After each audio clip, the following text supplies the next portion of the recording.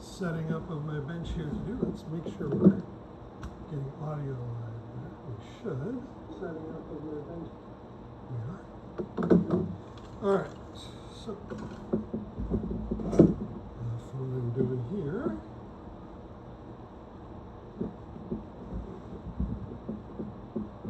Actually, one other thing I want to do here, real quick.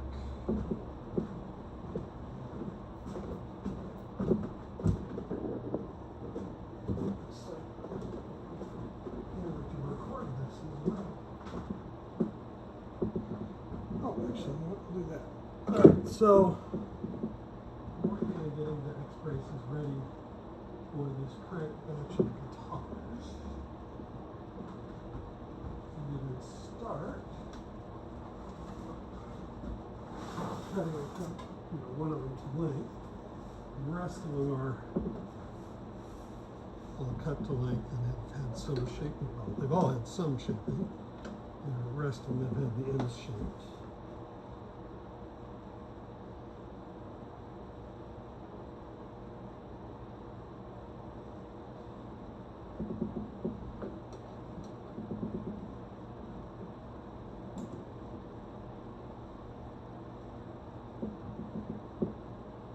So what I need to do is I just cut these sort of to the longest length they need to be, so because they're hitting the curve here at an angle. They are not, for that we're going to leave running a while. They are not sort of square to the side, but I just cut them square, sort of whichever side is the longest. Maybe cut out these tops here too.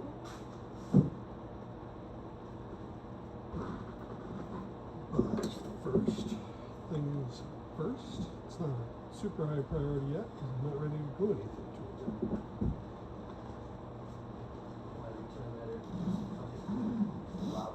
You don't make the quiet ones do fucking like they make quiet ones. How much is that? More, yeah. The one we had the first job, the one that blew up was stuff that fucker in the closet.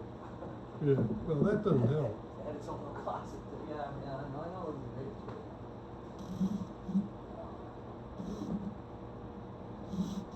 Or almost just something like an electrical joint, just make like electric. Something with no tankless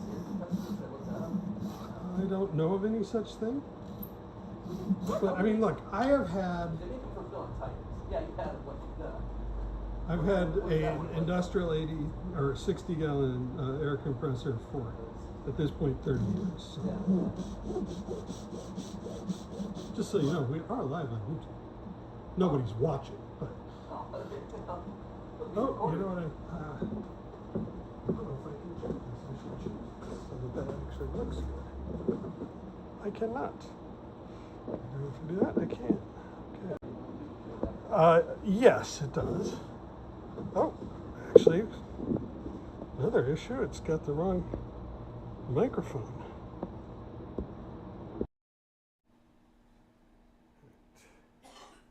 Now where everything is where it should be. Yeah, see you tomorrow. Oh, we have a viewer. Sorry, talking to one of my employees. I'm just cutting the X-Braces for one of my harp guitars to length here. It's a pretty straightforward process. I marked it up and just finished cutting it.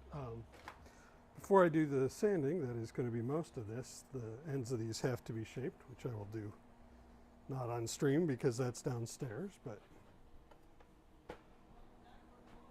yes, please. All right, so done with that for now. And now I need to get set up for doing this, sanding this stuff. which I suppose I could have done earlier. Does it fit there now? I have found that it is much easier to do this sanding if I have something solid to clamp the braces to.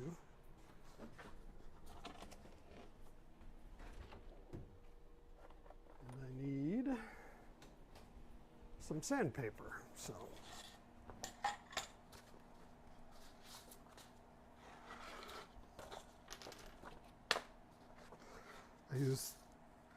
We used to use the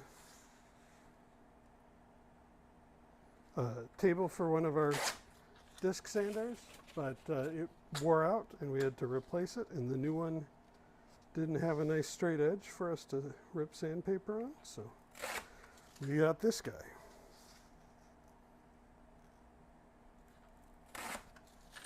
So now this is how I always rip sandpaper. I don't think they make these anymore. I have not seen them in a while, so don't know. Oh, I still need it. I will be doing 100, 150, and 220 grit. We'll see if I get how far I get.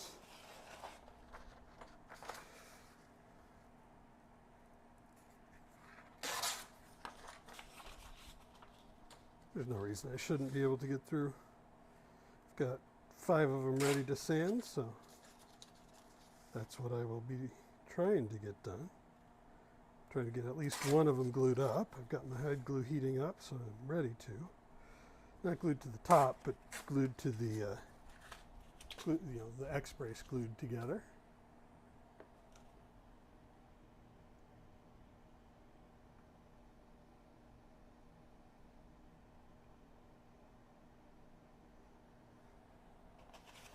I suspect this will be not the most exciting stream ever, but you know.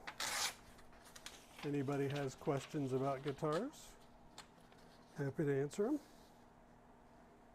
This is as much as anything just to keep me on task doing a boring task. On the outside chance that somebody might be watching.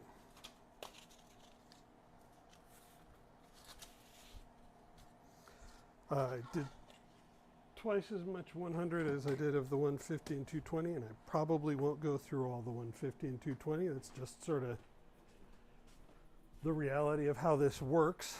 You don't use nearly as much of your higher grits because the higher grit sandpaper is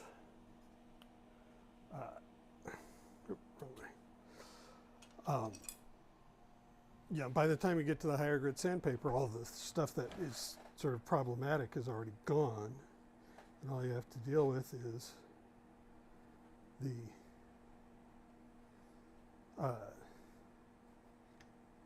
all you're dealing with is the scratches from the last grit. So it's really very much the case that the coarsest stuff. Oh, let's move that camera up a bit.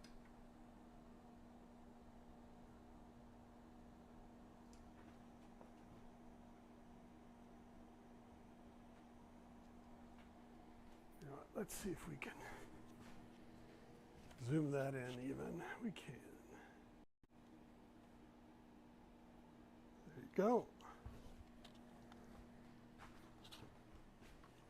Got another camera here to move. That's just for recording. There we go. I, as did my dad, like to get all of my, or most of the shaping of my braces done before they get glued onto the tops. There will be a little bit of shaping just in the sort of the joint area of the X-brace here. I have to glue a reinforcement across the top, and then I will do the final shaping of that area on the guitar. It's easiest that way, but the rest of this is largely done on the shaper, the spindle shaper. And so by doing it that way and then getting the sanding done before I glue it on, I just have less risk of damaging the top of the guitar while I'm sanding. There's a lot of stuff you can do to protect it, but why when I can, you know, just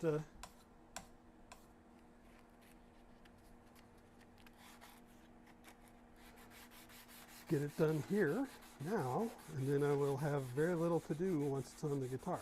I'll sometimes get a little bit of compression from the clamps on the tops of the braces that is very easily sanded away. Which makes all of this much easier to deal with. The primary place that sort of pre-shaping the braces helps, and that I do pre-shaping the braces on these larger braces.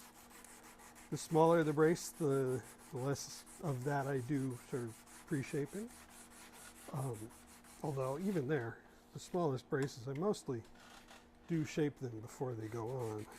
The only thing I don't do on smaller braces is the ends. So on my X-brace, this end stays about 1/8 of an inch thick. That's all done on the spindle shaper. And that is because these are the most important braces. These are the ones that are really responsible for taking most of the strain of the strings. But then the smaller braces, I want to try to keep the sort of operating rim of the top as compliant as possible, as flexible as possible. And so in order to keep that flexible, I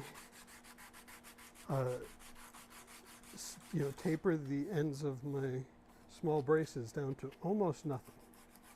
And that's something you can't do off of the guitar. That's something you have to do once it's glued down, because otherwise you're trying to chisel away or file or plane away paper, and that's just not, that doesn't work, at least not for me.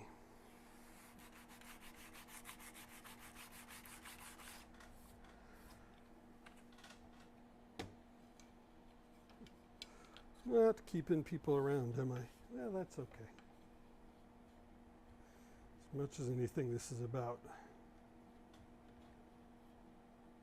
getting practice doing it. See if we can, yeah, there we go. This is a new board I'm using for doing this. I'm used to doing it more freehand, but this makes it a lot cleaner and a lot easier, at least so far.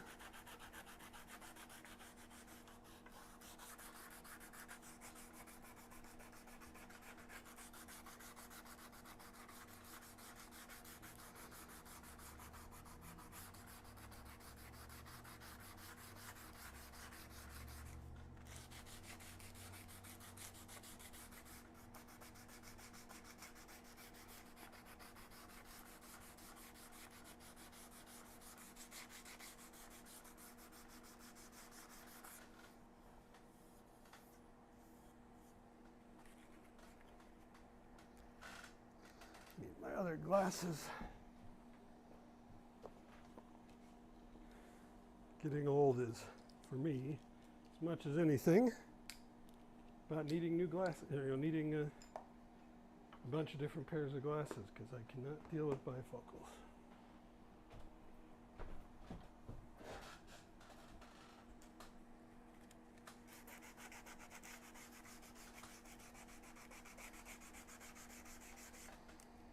So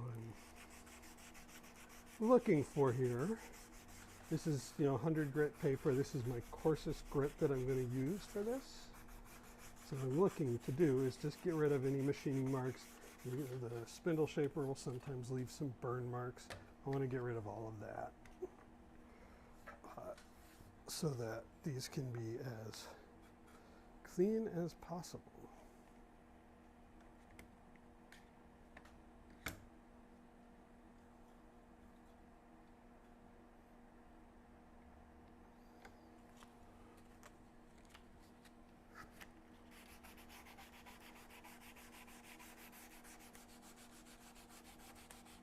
you have any questions, please do ask.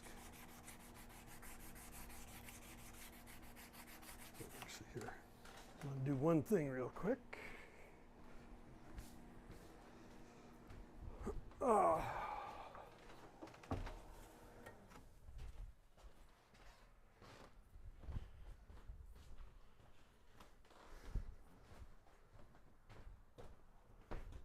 Turn off our room-to-room fan. Don't think people need to hear that.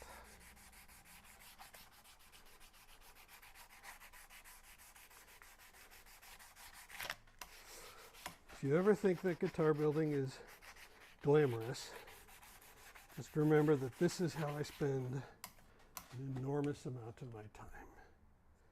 Is just sanding. Oh, look at that. I flipped that around wrong and did the same part twice. Well, that's okay.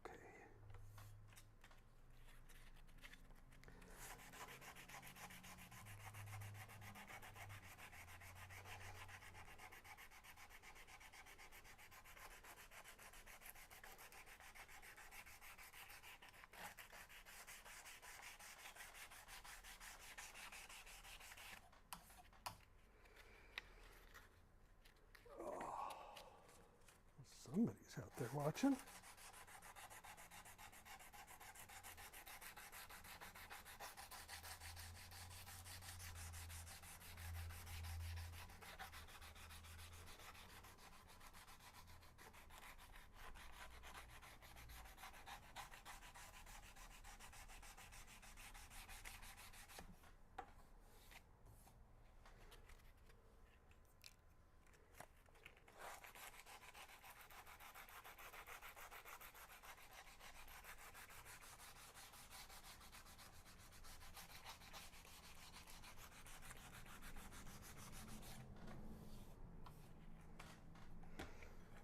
The plan is to do this until probably about 8 o'clock.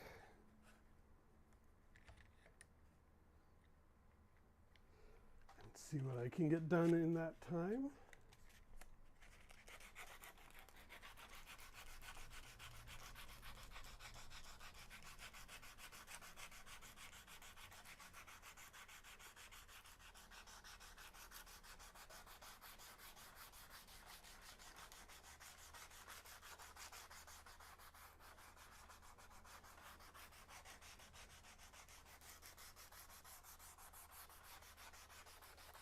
Again, if you have any guitar questions, do ask.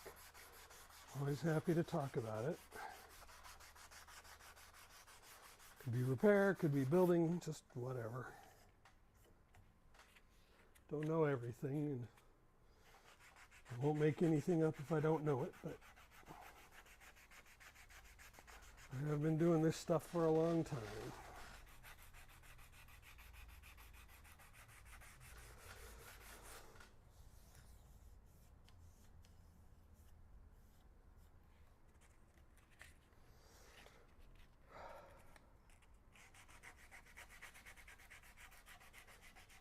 Then I've sort of had a loss of a lot of footage about a month and a half back. I haven't been able to get anything out on my Patreon really because I haven't lost all this footage that I wanted to put out there. One repair in particular, but I filmed one today that I think will be a great option for putting up on the Patreon. Do a short video of it, but I think there is a lot of footage there that will actually be really good for an extended Patreon clip. Which we'll have to wait till the guitar is done, but it's not going to be that long. So this is now 150 grit. This will go a lot faster than that 100 did, because at this point all of the sort of major stuff is gone, and all I'm doing now is just trying to get rid of the scratches from the 100 grit. This just takes few swipes per area. I'm actually going to do the 220 as well on each area just because they both take very little time, and so why not? There are some areas I'll have to do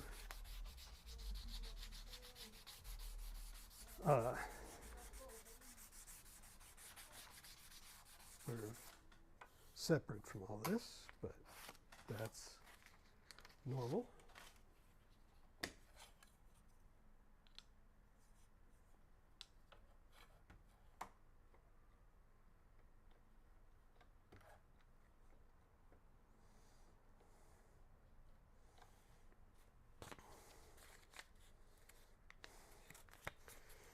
I don't know. Either I accidentally ordered some counterfeit sandpaper, or 3M changed the formula of the glue they're using on their garnet paper. Because this stuff, the grit is still right. It still feels right while I'm sanding, but the grit lets go really quick. You're down to just bare paper very fast.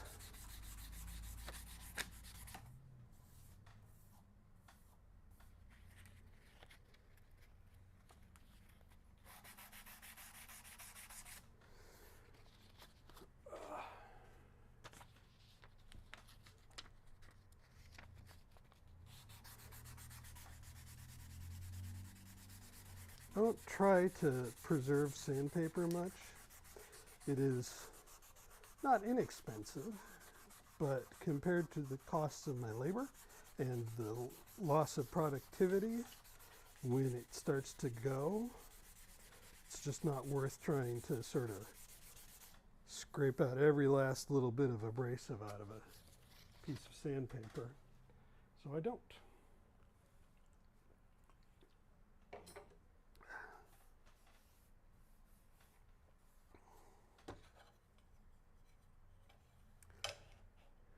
No.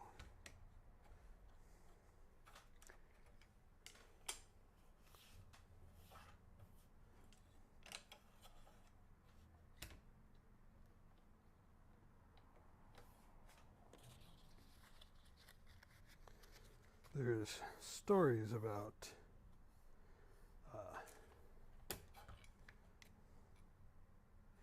that's where I'm at.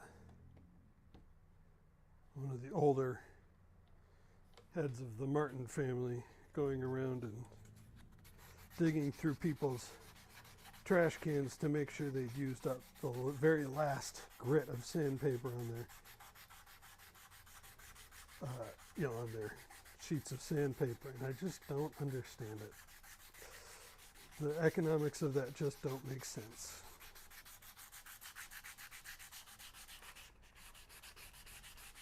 Also, you start to not do as good of a job just because you're not getting as much. You just, every stroke does less and less, and you just get frustrated and you stop. That's the last thing you want.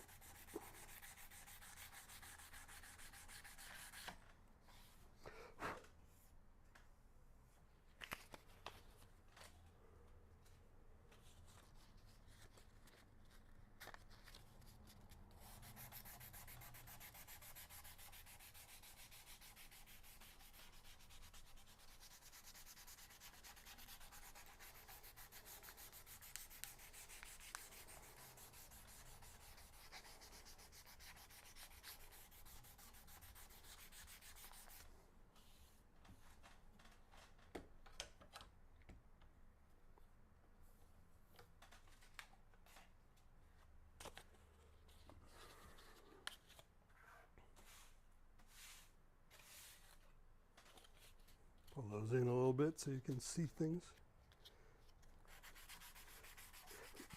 So here again, this is 150, and then I'll move up to the 220.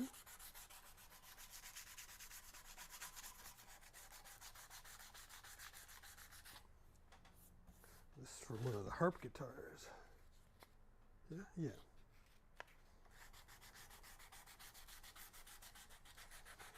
This is for the less fancy of them. The Art Deco model.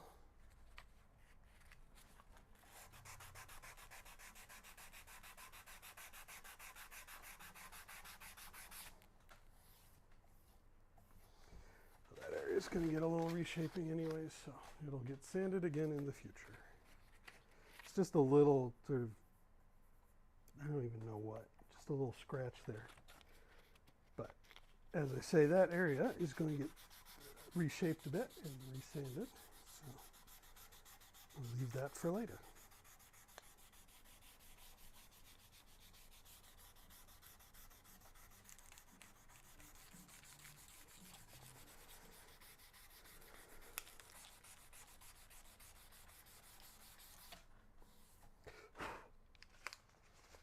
All right.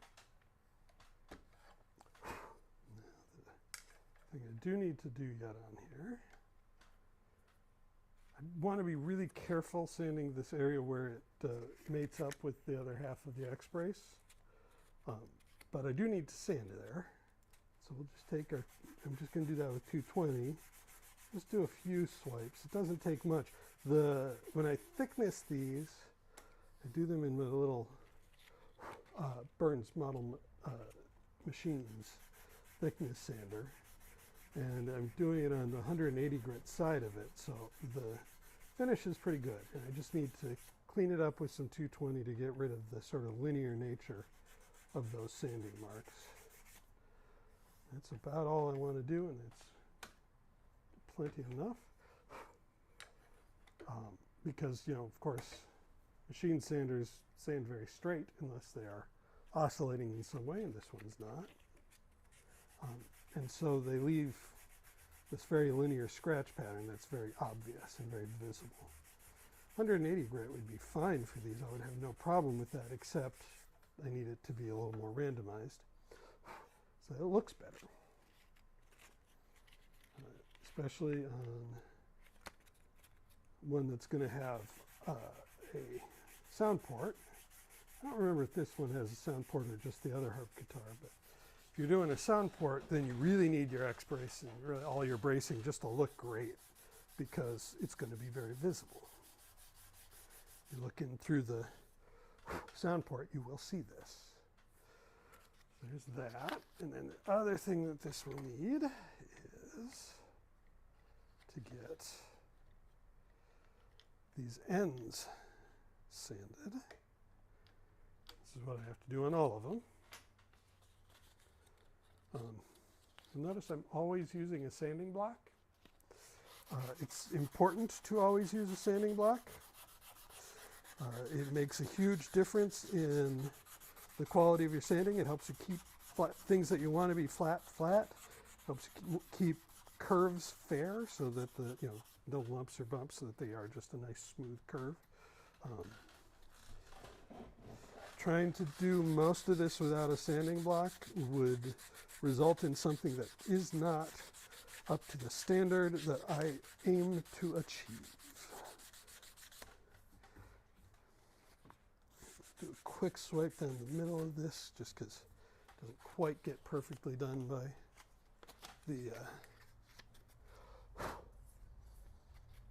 when I'm sanding the sides. Now I use a softer block here because I'm doing a concave curve here, and so a hard block would just sort of cause issues with that. But a soft block will conform to that curve and also allow me to sort of round over the edges in a way that I find pleasing, which is, sort of what I want here. I don't like for my braces to have any hard edges. It just feels like something that's going to sort of create, I don't know, maybe some harsh reflections in there that I don't want to do. So I always am very careful to make sure I keep all the edges on my braces very smooth.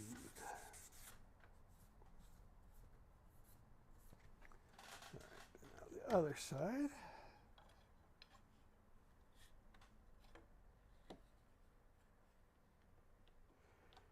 I'm going to be doing exactly what I'm doing here to every single one of these braces for this batch.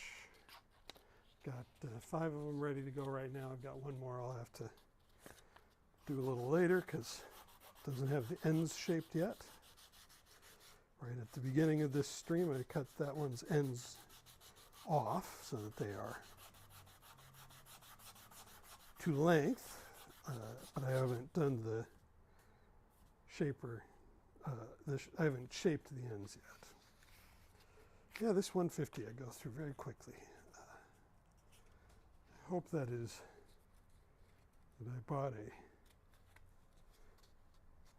from a bum batch or something.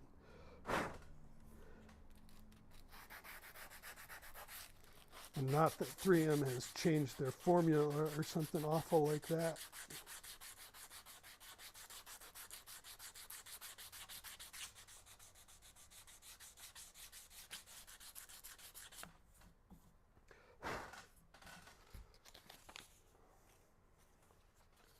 One of the nice things about the way Dad built guitars and the degree to which he used jigs to ensure, some degree of conformity between instruments, is that it means that I can absolutely know that the braces I'm making are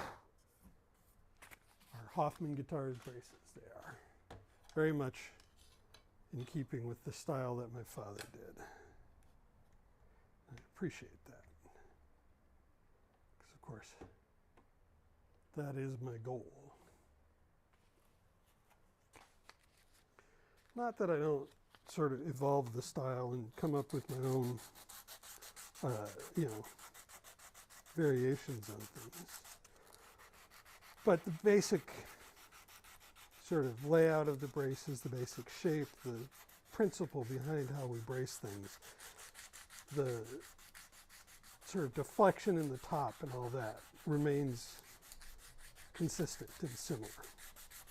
So like I am doing a batch of guitars, well I'm doing not a whole batch, but I'm doing some of my guitars in every batch right now with what I'm internally calling cannon bracing. I don't know if that'll be a permanent name. But the thing about it is, I had a conversation with Dakota Dave Hull a while back. And, if you've watched any of my most recent videos, you'll have heard Dakota's music, because Dakota is very graciously told me I can use his music for my videos, which I appreciate to no end.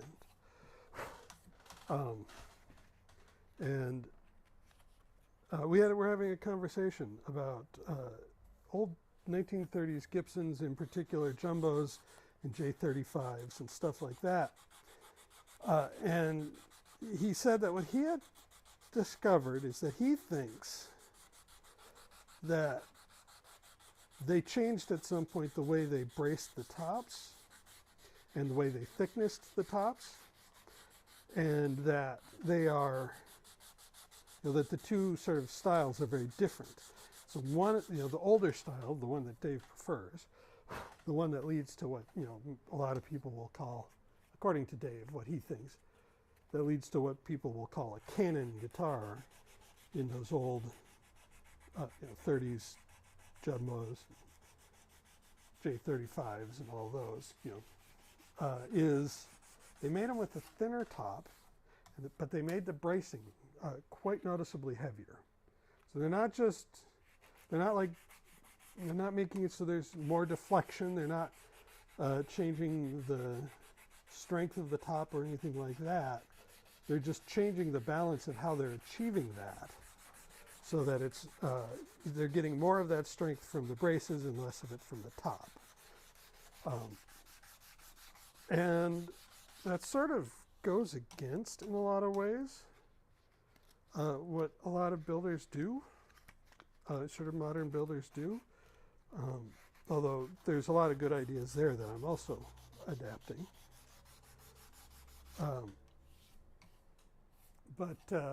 Yeah, the a lot of people are, yes, thinner top, but they're also lightening up the braces and just trying to make guitars that are as responsive as possible. And the problem with those guitars is they tend to not handle being played loudly very well. If you want to play a guitar like that, sort of way, way hard, they're going to sort of fall apart. And I like to play loud. I like to play hard. Not all the time, but I want to have that available. It's sort of dynamic range is what I call it. And it's important to me. And that's the thing I think you really get with those Canon guitars, is you get guitars that have more dynamic range. And so what I have decided to do is to try to see if there's something to that. So for just a few of my guitars, right now I've got 3 of them out of the 6 that I'm building right now. 3 of them are what I call Canon bracing. And basically what it is the top is thinner, but I add an extra brace and I make sure the braces are a little stiffer. Now, on top of that, I'm also adding a design sort of goal that, well, a lot of people are doing it. I got it, personally, I got it mostly from Tom Rivicki, however it's pronounced. But I know other people are doing it. I can't remember his name, but the guy who's making Leo Kaki's guitars right now is doing it. And it's sort of, we're trying to focus the sound in this part of the soundboard that is actually doing the sound production. Which is to say the part of the guitar around the bridge. Sort of basically from the sound hole to the butt of the guitar where you hook up your end pin and your strap. That's what we think of as the active portion of the soundboard. And so we want to have that part of the soundboard act, and I mean that's not a particularly innovative idea. People have known that that was the active part of the soundboard for a long, long time. But we're trying to really, instead of trying to expand the active part of the soundboard, we're trying to really focus the sound there, focus the energy in that active part of the soundboard. And so what Tom Rivicki calls it is a compliant rim, which is sort of, these are a couple different concepts all tied into one. One is to sort of focus the sound where it actually is being used, and then the other is to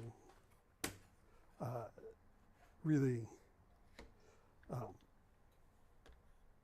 try to keep the rim of the guitar, the sort of edge of that active part of the sound hole, flexible so that it can respond to the vibrations of the guitar, sort of like a speaker.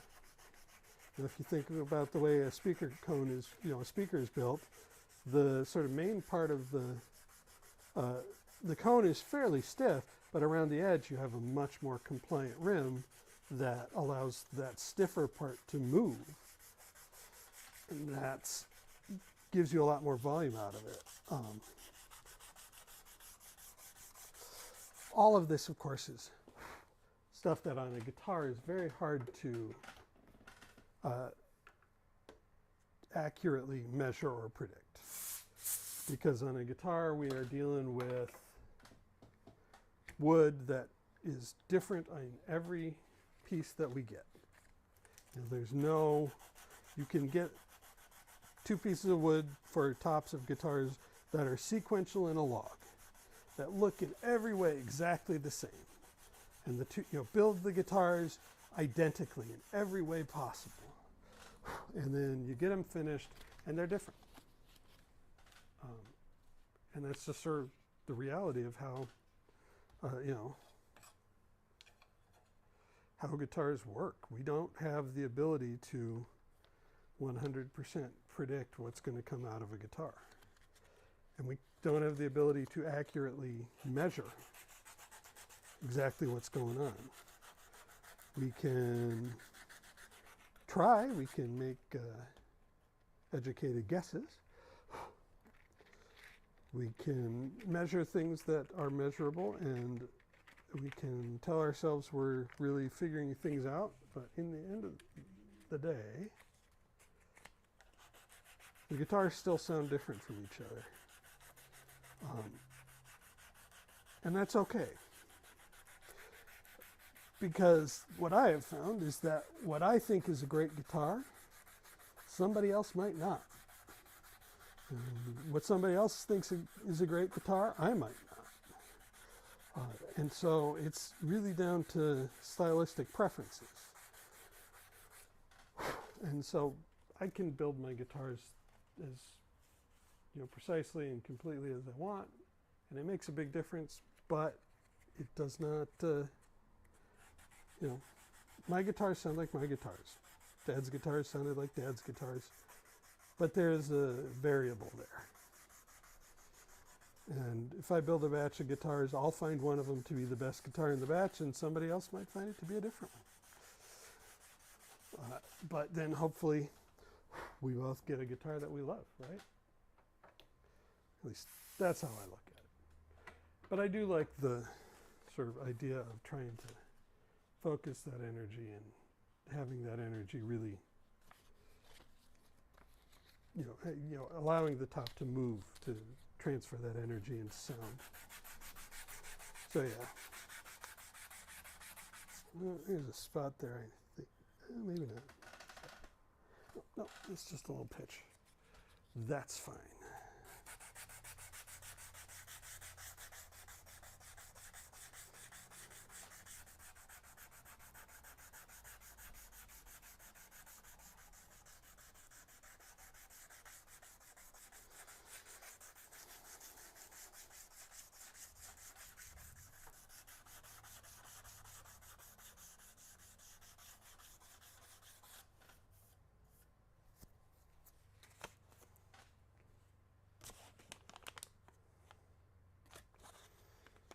There yet.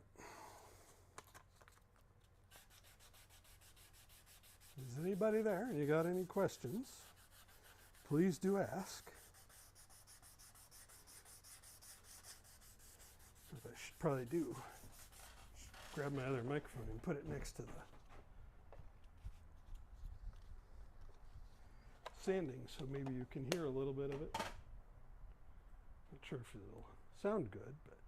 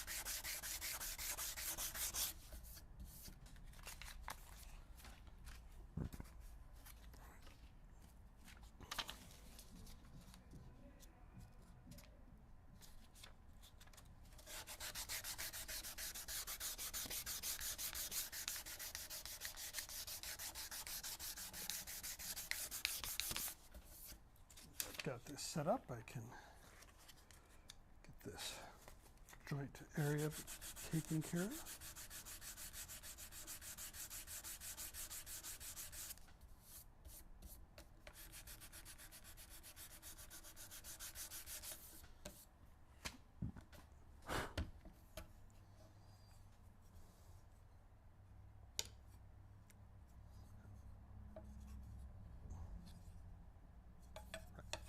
Oh, yeah, okay.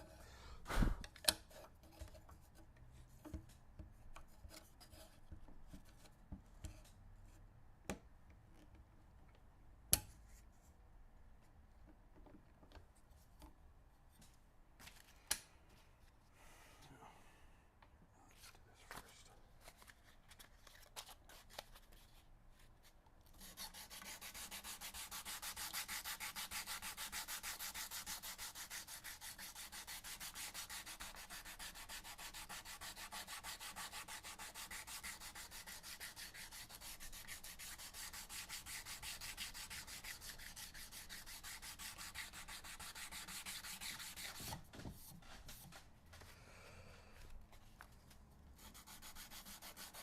And think back to how I tried to sand things when I was younger, how very ineffective it was, and how simple it is to just sort of relax and do it right and have it come out great. I wish I'd been better at listening to people trying to tell me how to sand.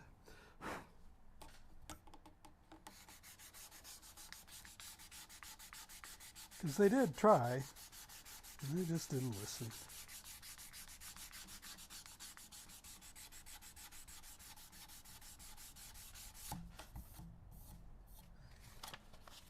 All right.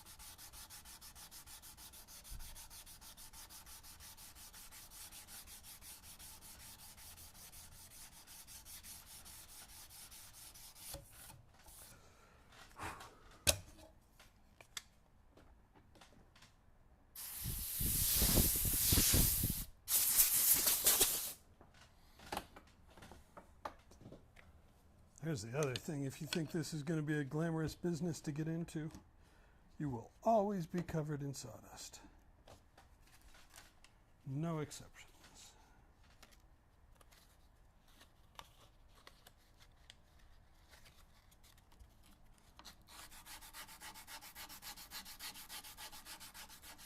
Which is not the worst thing.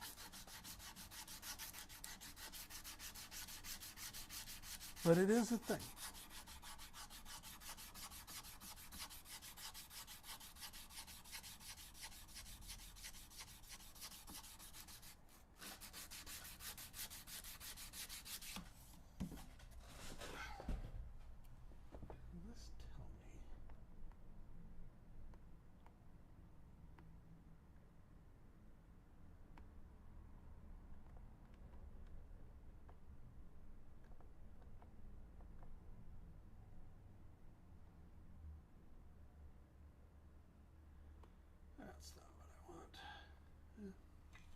All right.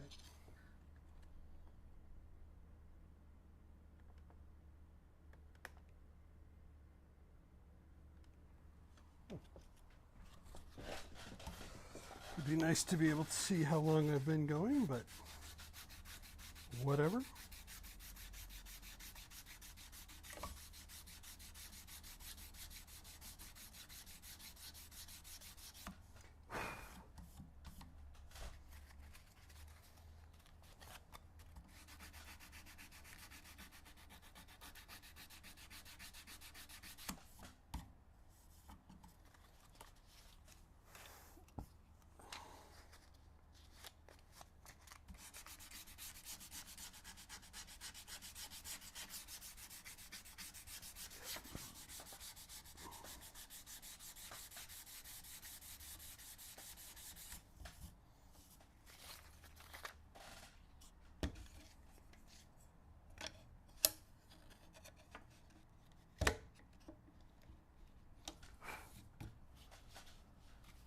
That's used up.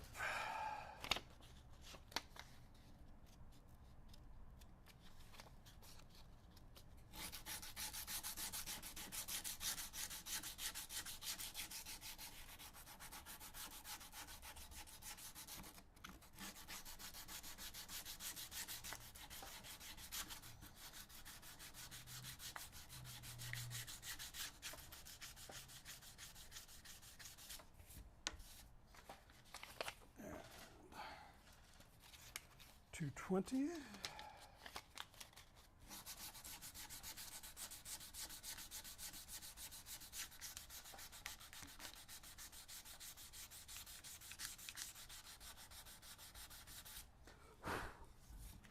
All right. That is that whole brace taken care of. And now I can do a slightly more interesting part of this, assuming that my glue is hot. My glue is hot. So we like to pre-glue our X-braces together.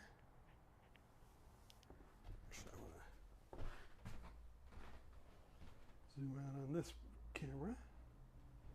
That camera you can't see in the stream, I'm afraid, but it'll end up in my video on this whole process.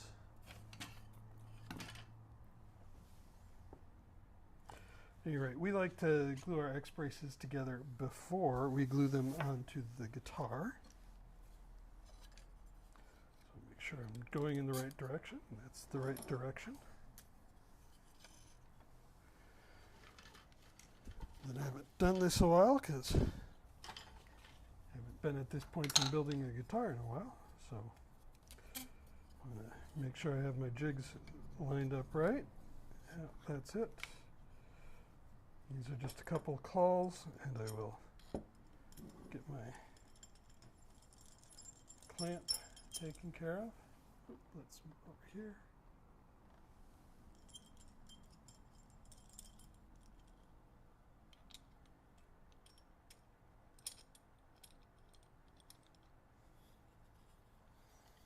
There we go. That's how that will go.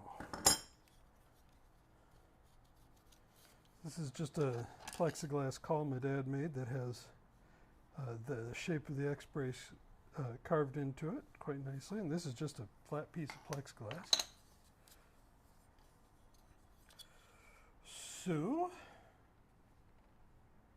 and a little bit of glue in both of these cavities. Then we stick them together, and we take our cauls and a single clamp, and what this will do is it will ensure that the angle is exactly where I want it to be, which it would be anyways because the fit of that joint is very tight, but also that the bottom is completely flush, which it would be anyways, because of course everything is very tight and designed to be correct, but those are now glued together. So all I've got to do now is take my little glue scraper here and clean out the excess glue. You do want squeeze out. If you don't have squeeze out, you haven't done an adequate job of getting glue in there.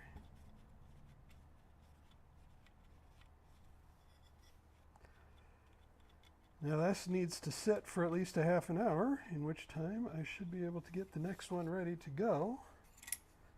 Judging from the amount of time I've been taking on all this, probably will only get 2 of these done on this stream, but that's okay. The rest of them I'll do. It's not like this is the most exciting thing to watch, I don't think.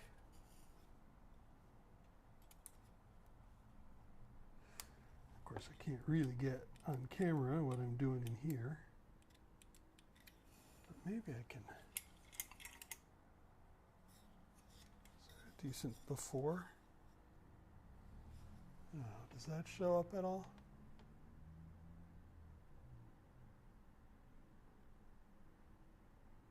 Yeah, not that one, because there's a, maybe that one, I don't think so. I doubt it. Yeah, you can't see it really on there. But there is a little bit of glue in there, just a little bit of squeeze out, which is exactly what I want to see. If there's no squeeze out, that just means you didn't get enough glue in there.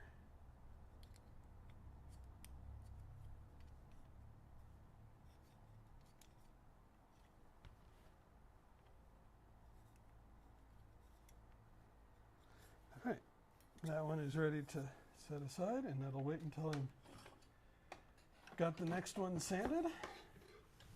So I've got the next one sanded. This one will be ready to come out of that clamp. So.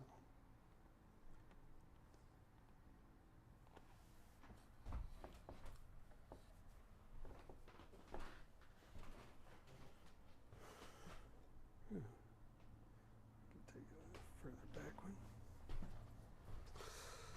And now we start on the next one. I do work in batches, of course, as my dad always did. It's just the only way to do this efficiently. And if you want to make any money at it, you better do it efficiently.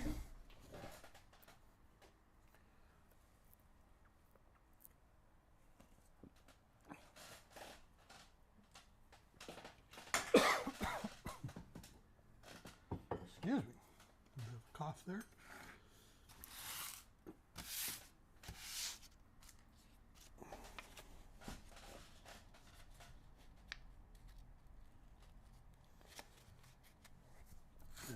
Oh, clamp. Do want this clamped down. You can do it without it clamped down. You can just hold it down, but oof, this is much easier. You can do it without the board. You can just do excuse me. You can just do it freehand, but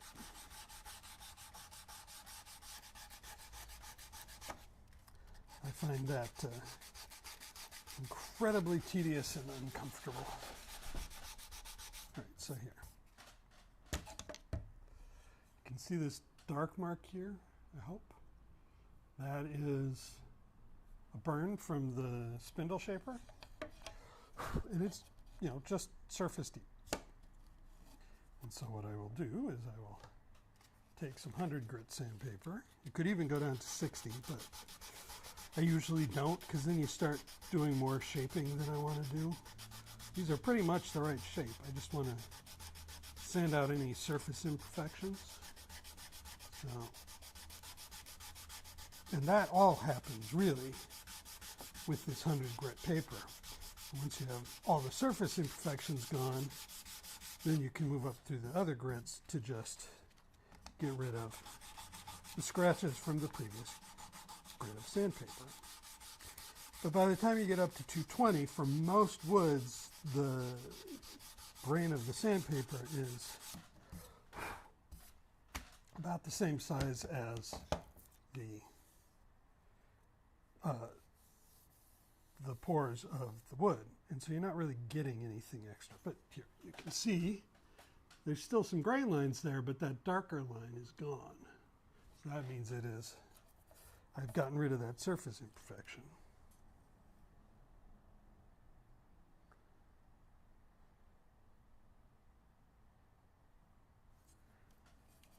So just a little bit more sanding there with this grit. Starting obviously with this 100 grit. And then last ones I did them one grit at a time. This time I think I'm going to try to do all of the grits at each sort of position. Goes a little faster that way, maybe. Yeah, probably. But I don't know that it makes a huge difference. But I can do it, so why not?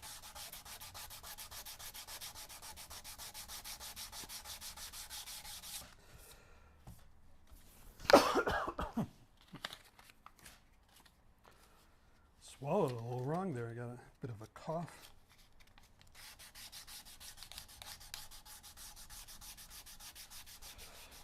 Hey, you see me slouching. I don't know if you can tell on camera. If you see me slouching, say something, because I need to not slouch.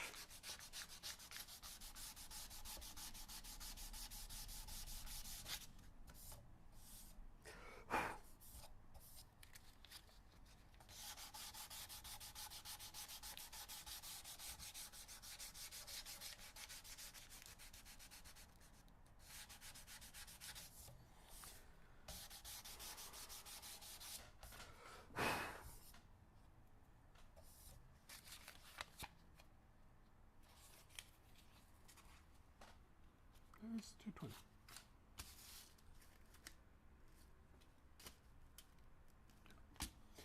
It can be hard sometimes to tell them apart. It's really frustrating at times. So here, again, you can see there's some tear out here. No, maybe you can see that.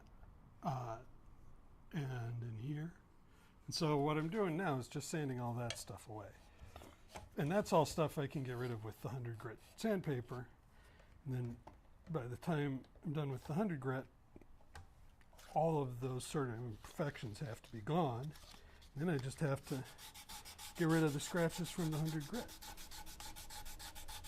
I see some of the worst advice online about how to sand things. I see people telling you to count the number of strokes or, you know, all that sort of stuff. But really, it's just use your eye. Look at what you're doing. Are there surface imperfections? Okay, you want to get rid of those with your coarsest grit. Once those are gone, then you're just getting rid of the scratches that you've just made.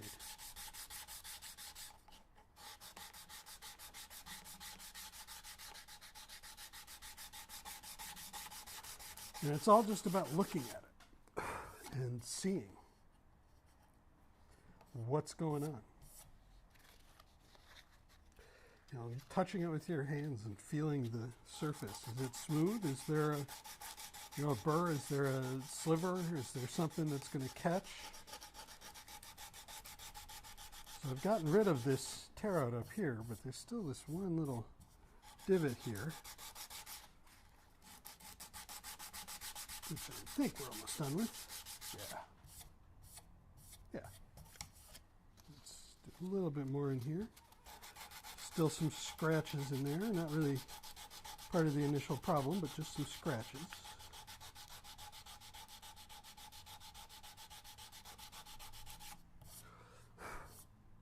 Yeah, so there you go.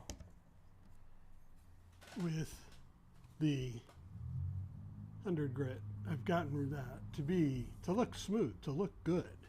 It just needs a little refinement to get rid of that last bit of scratches. And, you know, I think, I don't know, but I think that getting all of this sanded smooth helps to keep the sort of higher harmonics of the guitar from getting too harsh. You know, I think it just gives you a nice brightness that is useful and pleasant. And you know, if I were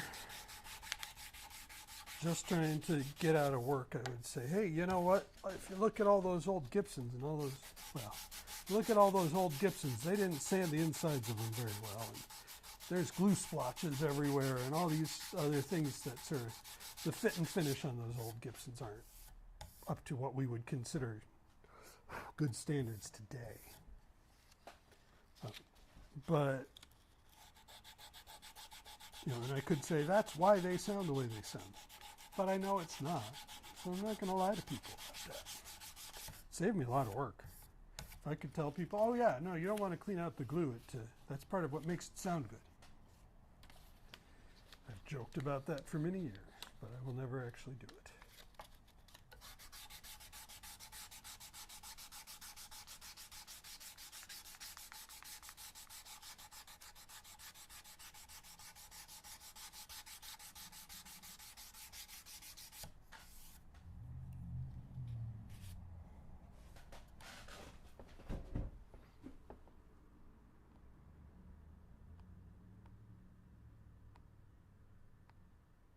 Telling me my bit rate isn't very good.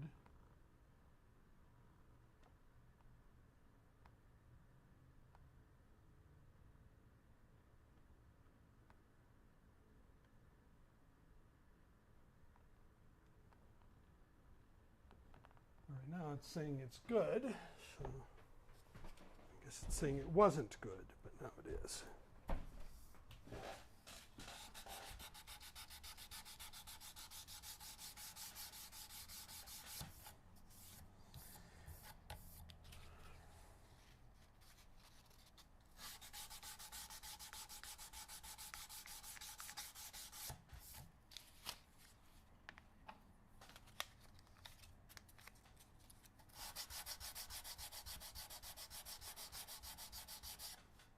The central part of the brace, where the two pieces come together, is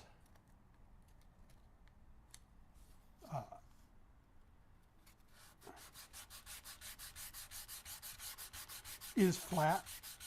That doesn't get hit by the shaper, and it doesn't get shaped at all.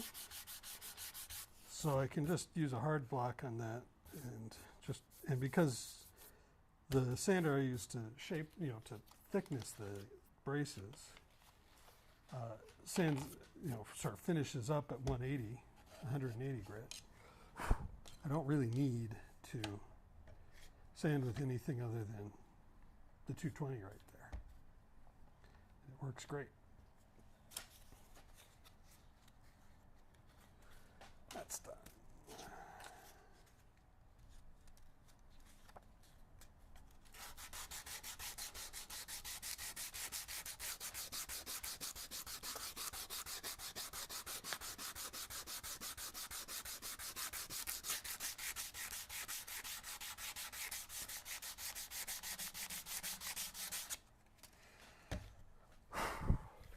Every time I do this sort of stuff, I have to relearn lessons that I learned the last time. Because I just don't do it frequently enough, or I just don't do it frequently enough to remember everything every time. One of those is put the clamp on this side so it doesn't interfere with my hand.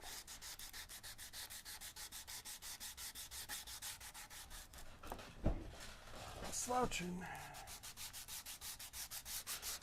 So keeping a straight back and staying relaxed is really important when you're doing this, because otherwise you'll just hurt yourself. And I am very bad at doing that.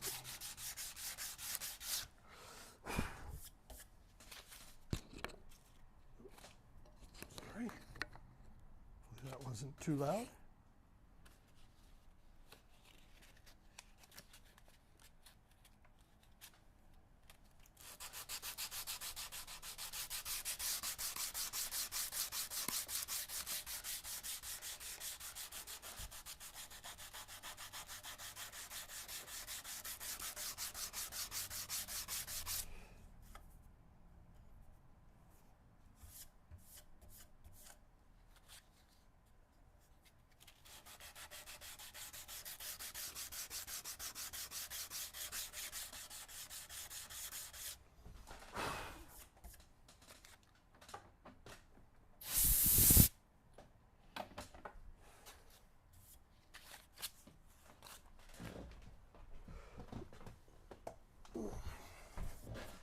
These sanding blocks are amazingly good.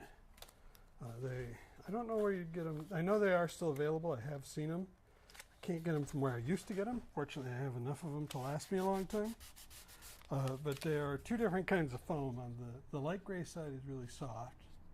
The dark gray side is stiffer. Still soft, but it's much stiffer. The thing that's really nice about that is that they conform to curves really nicely. Which, you know, if I'm doing braces, I'm dealing with curves. That's the whole point here. All right, one more area for this particular brace. If I do anything else here, let's quickly do this area. Yeah, let's not, because there's other stuff in that area that I need to get to.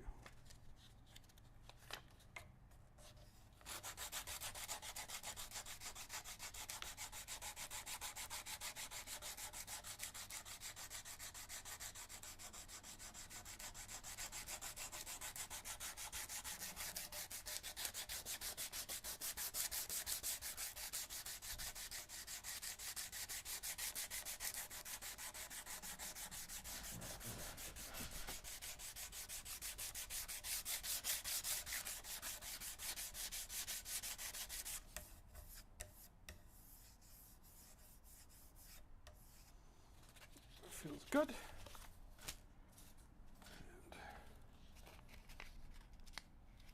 And we will keep going.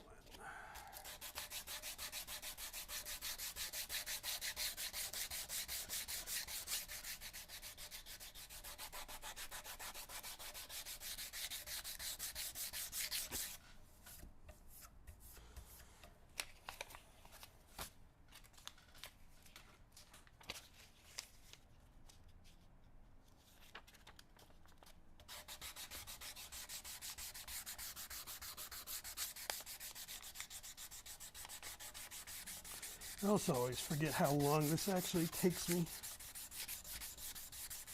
It takes less time as I go, just because I get sort of a little, my muscle memory just gets a little stronger.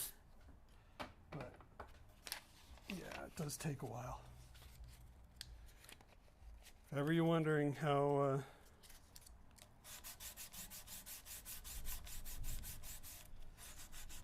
why it takes so long to build a guitar, almost all of it